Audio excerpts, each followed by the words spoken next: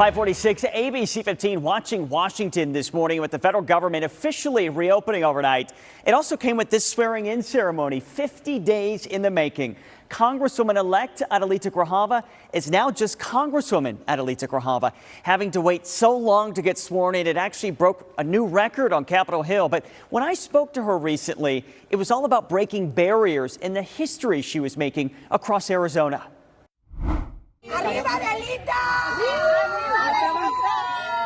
Here in Somerton, just outside Pima, they weren't just cheering for then Congresswoman-elect Adelita Grijalva, but also what her win means for this majority Hispanic community.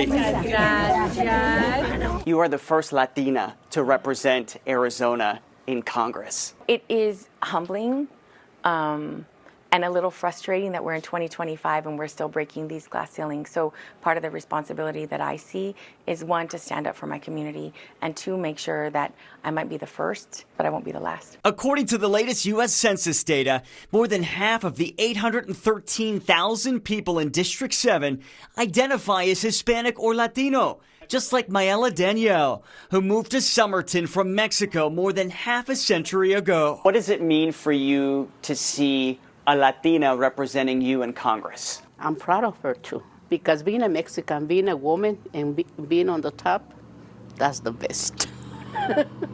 People living here in Yuma County, parts of the West Valley, and also Tucson have been without any kind of representation in the House since March. The people I've been listening to here in Somerton say it's time to get to work. Ella está sirviendo a la gente aquí en esta comunidad.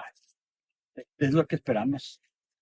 Y esperamos que más pronto que hoy ya esté trabajando para nosotros. So he says he's hoping that she does serve this community and that she can do that as quickly as possible.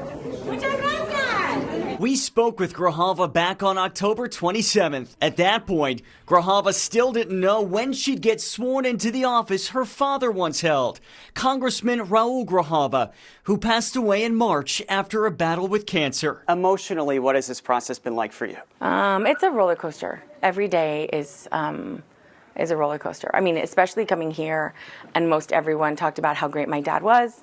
It's always like a tear-jerker moment. And every day there are tears. But I think that I'm very inspired by the people of this community that are so resilient. And I have to fight harder for them. What makes you emotional about it? People just like your dad would be very proud of you. I'm like, thanks, I appreciate that, because I know he would be. What advice do you think your dad would give you if he was still with us? No te dejes, mijita. Like, you need to keep fighting.